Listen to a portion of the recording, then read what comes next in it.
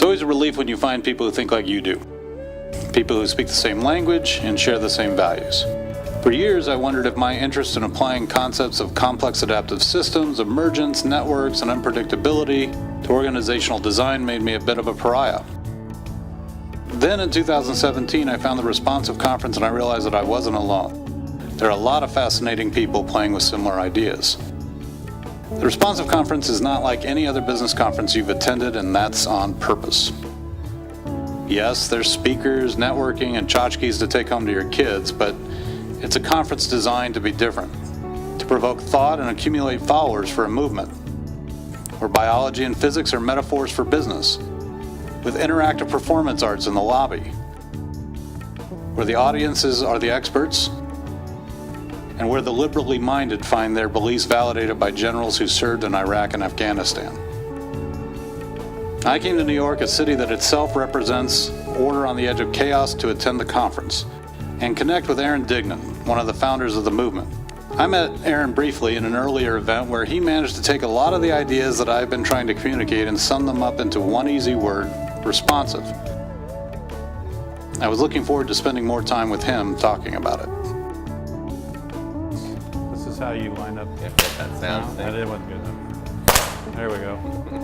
All right, so you've been through this before. Yeah. You know the drill. Definitely. So you just tell us who you are to start with. So I'm Aaron Dignan, founder of The Ready. And college dropout, or? Technically, yeah, I'm 3 credits shy of a psych degree. Well, you better do that, because you'll never be successful until you get that I college know, degree. I'll get around to it once I retire. Now you've been in consulting mostly. Is that your career? Yeah, I feel like some form of coaching, advising, strategizing with clients and partners has been, my entire career. Okay. So when did you pick up on? So I went to see you in Yeah. Arizona. This is why, to me, this is the main interview. This is why I'm here. Yeah. Okay, because I went to see you in Arizona, and I saw the title, and it was all about navigating complexity. And you gave a fantastic, inspirational, validating speech to me. Okay, so how did you get, obviously from what I've heard of you, it's not all about complexity theory, but how did you get into that? How did you start applying that type of stuff? Well, I think, so I was working in digital strategy, digital transformation, looking at how organizations need to use disruptive technology, exponential technology to stay relevant and to potentially achieve their mission. And what became increasingly clear is that the technology wasn't the issue, it was the adapting to it. They would all agree, everyone would agree, the CEO would agree, we've got it, additive manufacturing, 3D printing, that's important. Yeah. But then how do we get out of our own way to actually make that an integral part of the changing business model and part of what everyone cares about and make sure it shows up? And the idea that somehow the quarterly goals and the addiction to growth and the routine kind of bureaucracy was just preventing that was really bothering me. And I felt like my whole career had been a search for kind of the ultimate problem, the first principles issue. And so I kept chasing it down, and as I chased it down, it was like, oh, well, really the issue is adaptivity at scale and continuous learning and continuous improvement and innovation. And so then It says it's roots in biology. Totally. Well, that's when I started to look, well, who's good at that, right? So let's say, who does adaptivity well? And obviously, one place that's a place to look is biology, biomimicry, and complex adaptive systems. And when you start reading about, I stumbled on probably the Wikipedia page for complex adaptive systems, and that was like, all right, well, there goes 10 years of my life. So, you sort of follow the thread and start to learn about complexity and learn about adaptivity and learn about learning. And I think that was, for me, that was one of the avenues. And then I find in my work that metaphor and storytelling and orthogonal insights are what really help people break through. And so I love the idea of, we're not the same as ants. But if we can use ants as a way to understand this phenomenon. Okay, you gotta explain ants, because you and I can talk about that, but people who are watching this won't know what the hell you're talking about. Right, so ants, unlike maybe other systems that you're used to, you think about the queen as having authority. She doesn't have authority. She gives birth to these basically all similar organisms, and then they have a set of simple rules that allow them to do wildly complex things: build tunnels, connect, store food, navigate complexity and 20, droughts. 100 times bigger than themselves. Yeah, and wildly more complex than even some human towns, and they're able to do that without really having anyone tell them what to do, without having any formal hierarchy. Right. And so there are 80 other systems like that in the world, and so looking at those and thinking, if we can learn how they work and learn how they regulate and how they innovate, it's not one-to-one, but it opens the mind, and it starts to get us thinking about, well, we're a complex system, in cities, in organizations as well, and we need to bring some of that mindset, some of that humility, some of that openness, and some of those mental models to work.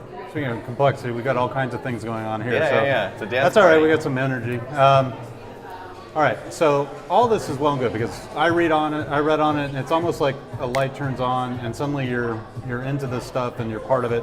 We obviously have people here who are buying into this. Totally. It's a movement, like they talk about. So, but how do you convince the people who are out there running businesses who climb the ladder, fighting tooth and nail, beating through it? How do you convince them that this is the way of the future? Yeah.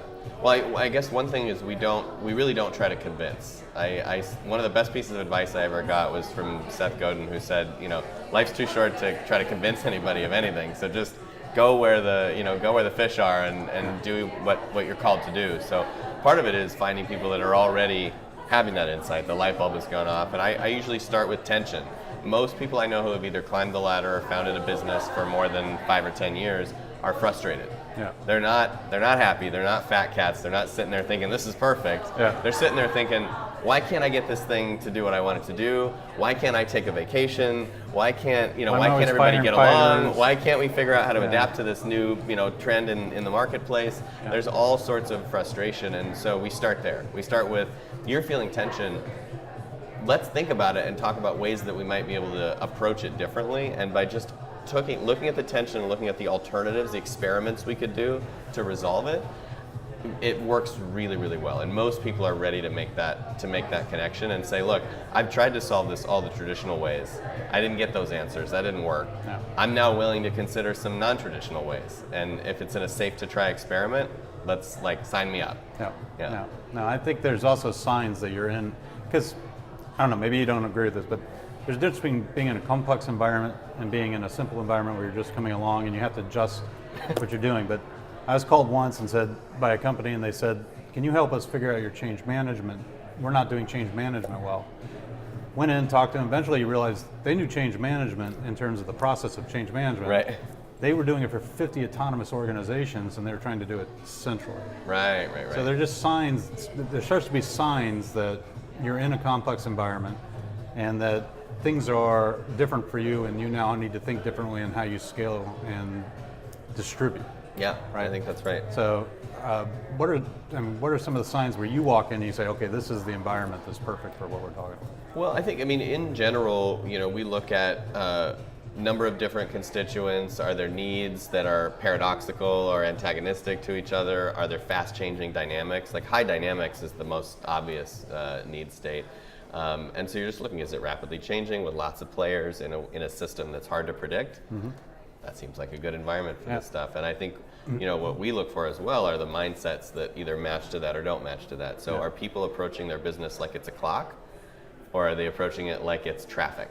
Okay, or explain weather. the difference between a clock and traffic. So a clock or an engine is a complicated system, which has a lot of parts, and maybe you don't understand it, but somebody does, and if there's a carburetor that's broken in your car, they can put a new one in and guaranteed it's going to work. If you fix a part, you optimize the part, it runs better. Yeah, you can control and kind of contain that system in a long process, right? Diagnose the engine with these 1,000 steps. Yeah.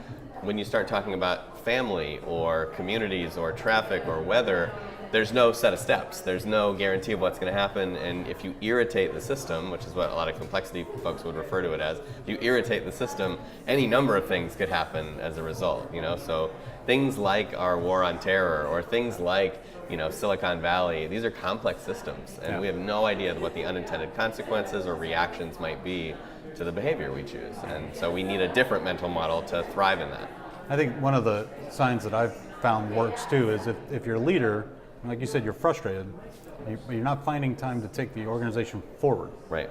You're spending all your time trying to at least keep it where it is, and you're trying to, you have to be in every meeting, you have to sign, You're treading water. You're just keeping your head up and and just making it to the next thing. Then you got to think, have I hit a new plane where complexity hits me? Yeah, and we've literally had clients where for leaders they're spending 40, 45 hours a week in meetings, and then when they get to the other side of the rainbow, it's 13 hours, and it's like there's a lot of trapped capacity and Still potential. sounds like a lot. 13 hours sounds like a lot. But hey, it's a lot better than 45. Yeah. And if that's what it takes to collaborate and run a business, then you get to have the other, 30x hours per week to think and to envision and to imagine and to read and to meditate and do all the things that make you restored. Yeah. That's the root of how you got involved in responsive. Tell us a little bit about what responsive is. Responsive.org. Yeah, I mean, responsive.org was sort of our first, me and a handful of other people, sort of our first attempt to gather disparate communities that were thinking about the future of work or thinking about ways of working differently, and try to create some kind of a gathering place for that conversation. Yeah. And it was very informal in both its instantiation and even today in who shows up and what they want to talk about. But at its heart, it's about a changing world of work and a changing world that needs that new way of showing up, new way of relating, new way of running businesses that prioritizes different things. And so we talk about adaptivity, and we talk about humanity and kind of being human at work and treating people in a different way, and even sustainability and how what's the imprint and the footprint and the ability to last of the way we do things. So is there an example of an organization that you've seen that has actually, because to be a responsive company, if you're a startup and you're rising today, sure, it's kind of easy. Right, you have a white sheet of paper. You have a white sheet of paper, but the type of business, say an internet company or whatever, tends to lend itself to that. An Uber, or they tend to have this ability to do emergence through it. But if you're a company and you've been around for 100 years and you've been working on the old systems for 100 years, and now you want to make that transition into becoming a responsive company, have you seen an example of where that's actually worked? Yeah, I mean, I think first of all, it's not binary, right? So everything is in degrees. Yeah. I've spent the last decade working with GE, and I think they've made huge strides in a lot of different dimensions on this issue. Not every single one, but they're very self-aware about the need to change in each of these ways. So that's one example of a group that's been committed to it for a while. And then in the case history around a lot of these companies, there are stories of Semco, of Favi, of W.L. Gore, of others that have sort of got religion and made adjustment as a result of that awakening. And sometimes it takes a long time, sometimes it's painful. Zappos is in the middle of, I think, a probably decade-long journey right now that has had its highs and lows. Very popular. Yeah, very, very popular and very contentious example. So they are out there. And even my own organization. I mean, my last company that I ran for 8 years went from mostly command and control to completely self-organized, and had its best year ever at the end of that pattern. Well, that shows me something though, because you were running that company and it shifted. Did you have to make that shift personally? Or Absolutely. Yeah. I think whoever holds the power, whether that be a group, whether that be a type, a role, or what have you, they have to be involved, because a lot of this is about distributing that power or transferring that power to a process or to a policy or to a way of governing. So there's always got to be leader involvement, but not in the way we like to think of leaders, which is leading, but more in the way of giving and holding space. Right. I kind of think of it, when I talk about it, I think of it being more of a conductor in an orchestra, giving feedback, making sure that everything's, all the information is being available and connected, versus being a general, which is funny though, because one of the best examples we have of this is a general turning into this kind of leader. Although he refers to himself as a gardener, not Does a he? general. Yeah. Okay, so we're talking about Stanley McChrystal and the team of teams, which is going on right now. Yeah.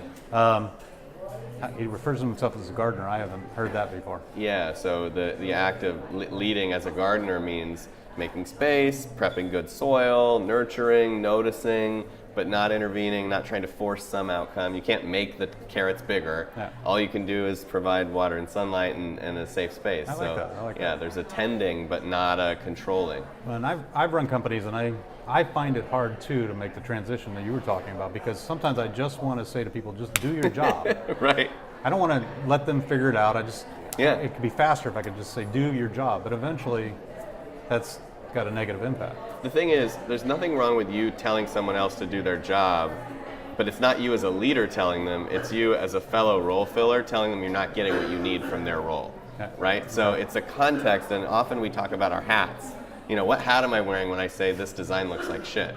Am I wearing the hat of the founder who's going to fire you if I don't like it? No. I'm wearing the hat of the new business role filler that's, and I got to take this out to a client and it's not going to work for me. Yeah. And now we can have an exchange as equals and as peers and also provide advice to each other. So there are these subtle shifts, and for me it's been an art of practice, and I'm still not perfect at it at all. I'm learning all the time, but like, how am I showing up? How am I being perceived? From what role am I coming at this? And are we able to have a constructive dialogue that results in the development of both parties, not just behavior?